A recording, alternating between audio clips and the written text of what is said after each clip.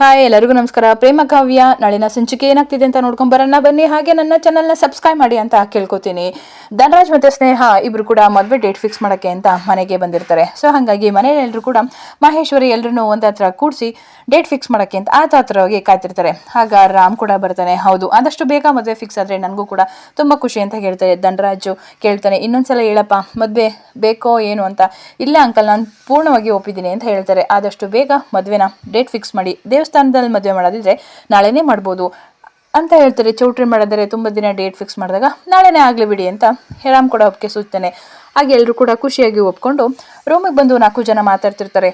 ನಾಳೆ ಮಾಡೋ ಅಂತ ಮದುವೆ ಅವನಿಗೆ ಕೊನೆ ಮದುವೆ ಆಗಿರಬೇಕು, ಇನ್ನು ಯಾವತ್ತೂ ಕೂಡ ಜನ್ಮದಲ್ಲಿ ಮದುವೆ ಆಯ್ತೀನಿ ಅಂತಲೇ ಅನ್ಬಾರ್ದು, ಆ ಸ್ನೇಹಗೆ ನರ್ಕ ತೋರಿಸ್ಬೇಕು ಅಂತ ಹೇಳಿ ರಾಮ್ ಮಾತಾಡ್ತಾ ಇರ್ತಾನೆ. ನನ್ನ ಪ್ರೇಮಗೆ ಎಷ್ಟು ನರ್ಕ ಕೊಟ್ಟಿದ್ದಾಳೋ ಅಷ್ಟು ನರ್ಕ ಕೊಡಬೇಕು ಅವಳಿಗೆ ಅಂತ ಮಾತಾಡ್ತಾಳೆ. ಇದಿಷ್ಟು ನಾಳಿನ ಸಂಚಿಕೆಯಾಗಿದೆ. ಇನ್ನು ಇವತ್ತಿನ ಸಂಚಿಕೆನ ನೋಡೋದಿದ್ರೆ, ರಾಮ್ ಭರತ್ ಮುಖವಾಡನ ಅವನು ಫೋನಲ್ಲಿ ಎಲ್ರಿಗೂ ಕೂಡ ತೋರಿಸ್ತಾ ಇರ್ತಾನೆ. ಆಗ ಕಲ್ಯಾಣಿ ಹೇಳ್ತಾಳೆ, ಅವನು ತುಂಬ ಬುದ್ಧಿವಂತ, ಅವನು ತನ್ನ ಪೊಲೀಸ್ ಬುದ್ಧಿವಂತಿಕೆಯಿಂದ ಏನಾದರೂ ಮಾಡಿದರೆ ಏನು ಮಾಡೋದು ಅಂತ ಹೇಳ್ತಾ. ಆಗ ರಾಮ್, ಇಲ್ಲ ದೊಡ್ಡಮ್ಮ, ಹಾಗೆಲ್ಲ ಆಗಲ್ಲ, ಸಾಕ್ಷಿಗಳೆಲ್ಲನೂ ನಾನು ಆಲ್ರೆಡಿ SP ಒದಗಿಸಿದ್ದೀನಿ, ಆಲ್ರೆಡಿ ಅವನು ಸಸ್ಪೆಂಡ್ ಆಗಿದ್ದಾನೆ, ನೀವೇನು ಯೋಚನೆ ಮಾಡಿಬಿಡಿ ಅಂತ ಹೇಳ್ತಾರೆ. ಆಗ ಕಾವ್ಯ, ಮಹಾದೇವದ್ರ ದಯವಿಟ್ಟು ನನ್ನ ಕ್ಷಮಿಸ್ಬಿಡು ಮಹಾದೇವ, ನೀನು ಹೇಳ್ತಾನೆ ಬಂದೆ ಭರತ್ ಬಗ್ಗೆ, ಆದರೆ ನಾನು ನಂಬಲೇ ಇಲ್ಲ, ದಯವಿಟ್ಟು ನನ್ನ ಕ್ಷಮಿಸ್ಬಿಡು ಅಂತ ಹೇಳ್ತಾರೆ. ಮಹಾದೇವ, ಎಷ್ಟು ಸಲ ಕೇಳ್ತೀಯ ಕ್ಷಮಿಸು ಅಂತ, ಹೋಗ್ಲಿ ಬಿಡಮ್ಮಿ, ಈಗಲಾದರೂ ನಿನಗೆ ಅರ್ಥ ಆಯ್ತಲ್ಲ ಅಂತ ಹೇಳ್ತಾರೆ. ಆಗ ಕಲ್ಯಾಣಿ ಕೂಡ ಮಹಾದೇವ್ ಬಗ್ಗೆ ಹೊಗಳ್ತಾ ಇರ್ತಾನೆ. ನಿಜವಾಗ್ಲೂ ನಿನ್ನಂಥ ಮಗ ಹುಟ್ಬೇಕಣಪ್ಪ, ಹುಟ್ಟಿದ್ರೆ ಸಂಸ್ಕಾರದಲ್ಲಿ ನೀನು ಎತ್ತಿದ ಕೈ ಗುಣವಂತದಲ್ಲಿ ಅಂತ ಹೇಳ್ತಾರೆ. ಅಯ್ಯೋ ಸಾಕು ಬಿಡಮ್ಮ, ಇದೆಲ್ಲ ಕಲಿಸಿದ್ದು ನಿನ್ನಿಂದ, ನೀನು ತೋರಿಸ್ಕೊಟ್ಟು ದಾರಿ, ಆದರೆ ನಾನೇ ಆ ಸಂಸ್ಕಾರನ ಮರ್ತ್ಬಿಟ್ನಲ್ಲ, ದಯವಿಟ್ಟು ನನ್ನೂ ಕೂಡ ಕ್ಷಮಿಸಪ್ಪ ಅಂತ ಹೇಳ್ತಾರೆ. ಇನ್ನೊಂದು ಕಡೆ ಭರತು ಎಣ್ಣೆ ಕುಡಿತಾ ಇರ್ತಾನೆ.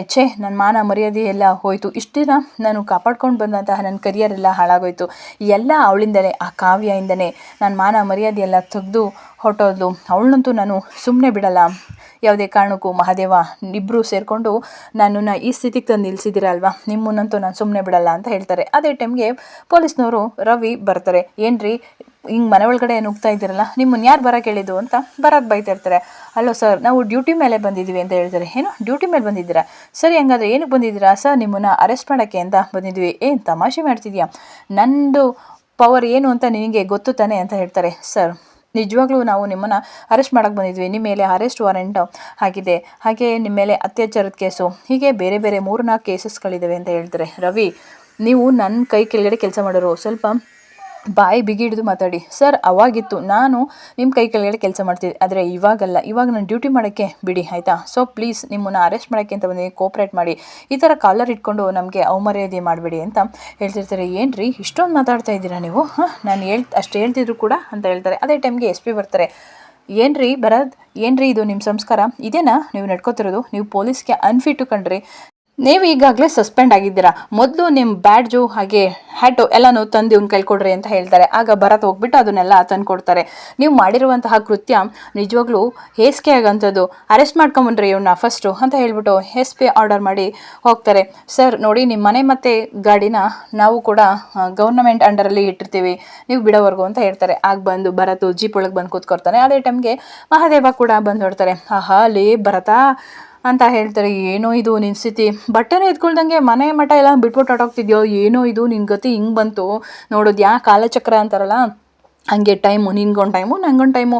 ಆವತ್ತು ನಾನಲ್ಲಿ ಕೂತಿದ್ದೆ, ನೀನಲ್ಲಿ ನಿಂತಿದ್ದೆ, ನೀನು ನನ್ನ ನೋಡಿಕೊಂಡು ಜೋರಾಗಿ ಅಳಗ್ಸ್ತಾ ಇದ್ದೆ, ಆಗ ನಿನಗೆ ಅದೇ ಪರಿಸ್ಥಿತಿ ಬಂದಿದೆಯಲ್ಲೋ, ಏನೋ ಇದು ಪೊಲೀಸಪ್ಪ ಅಂತ ಹೇಳ್ತಾರೆ. ಪೊಲೀಸಪ್ಪ ಅಲ್ಲ, ಈಗ ನೀನು ಬರತ್ತಲ್ವಾ, ಕರೆಕ್ಟಾಗಿದೆ ಕಣೋ, ನಿನಗೆ ಸೂಟ್ ಮಾತ್ರ. ಇನ್ನು ಹೋಯ್ತಾ ಇರೋ, ನೀನು ಯಾವತ್ತೂ ಕೂಡ ಆಚೆ ಬರಲೇಬಾರ್ದು. ನೋಡು, ಒಂದು ತಿಳ್ಕೊ, ಅವತ್ತು ನನ್ನನ್ನು ಬಿಡ್ಸೋಕ್ಕೆ ಕಾವ್ಯ ಅಂತ ಅಸ್ತ್ರ ಇತ್ತು, ನಂಬಿಕೆಯನ್ನು ಒಂದು ಪಟ್ಟಾಯಿತು, ಆದರೆ ನಿನ್ಗೆ ಇವತ್ತು ಏನೋ ಇದೆಯೋ, ಬರೀ ನೀನು ದುಡ್ದಿರೋ ಅಂತ ಆಸ್ತಿ ಇದೆ, ನಿನ್ನ ಅಹಂಕಾರ ಇದೆ, ನಿನ್ನ ಜೊತೆ ಬರುತ್ತಷ್ಟೇ, ನೀನು ಯಾರೂ ಬಿಡ್ಸೋಕ್ಕೆ ಬರಲ್ಲ, ಗೊತ್ತಾಯ್ತಾ? ಎಲ್ಲರಿಗೂ ಒಂದು ಕಾಲ ಬಂದೇ ಬರುತ್ತೆ, ಆದರೆ ತಾಳ್ಮೆಯಿಂದ ಇರಬೇಕು. ಮಾಡಿಲ್ಲದರೆ ತಪ್ಪನ್ನ ನನ್ನ ಮೇಲೆ ಹಾಕಿ ನೀನು ಪಶ್ಚಾತ್ತಾಪ ಪಡ್ತಿದ್ಯಾ, ಪಡು, ಹೋಗ್ಬಿಟ್ಟು ಬರೋಗು ಬಾಯ್ ಅಂತಾನೆ.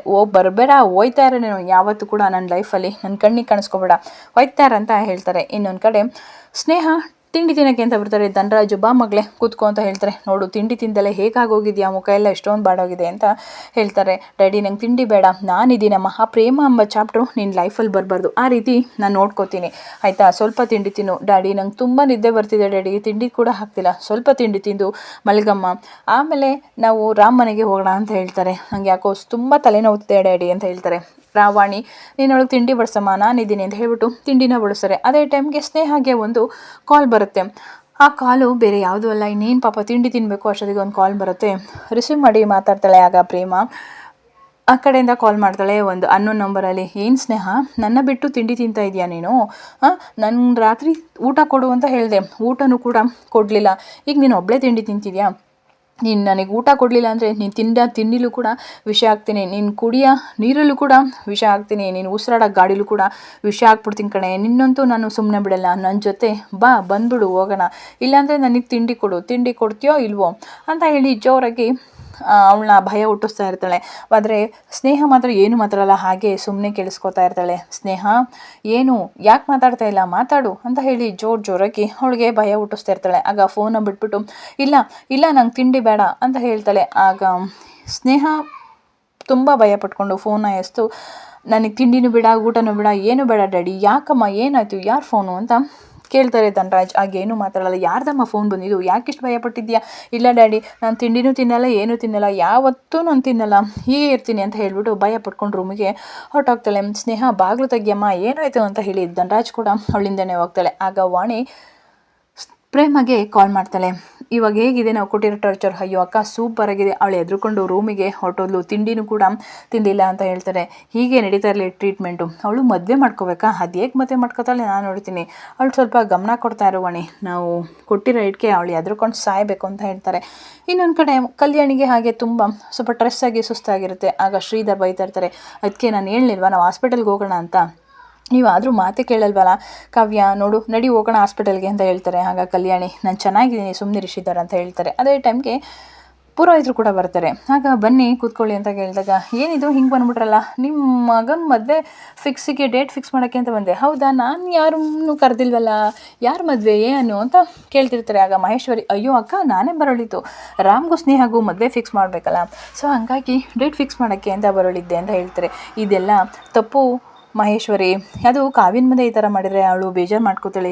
ಪ್ರೇಮ ಇನ್ನೂ ಸತ್ತಿಲ್ಲ, ನಮಗೆ ಸುದ್ದಿ ಬಂದಿಲ್ಲ, ಅದು ಬಿಟ್ಟು ಇದೆಲ್ಲ ಆಲೋಚನೆ. ಅಯ್ಯೋ ಅಕ್ಕ ಅವಳು ಬರೋದೇ ಇಲ್ಲ ಅಂತ ಆದಮೇಲೆ ಇನ್ನೇಗೆ ಬರ್ತಾಳೆ, ಸತ್ತೋಗಿರೋರು ಎದ್ದು ಬರೋಕ್ಕಾಗುತ್ತಾ? ಇಲ್ಲ ತಾನೆ, ಹಾಗಾಗಿ ಮುಂದಿನ ಕಾರ್ಯ ನೋಡೋಣ ಬಿಡಿ ಅಂತ ಹೇಳ್ತಾರೆ.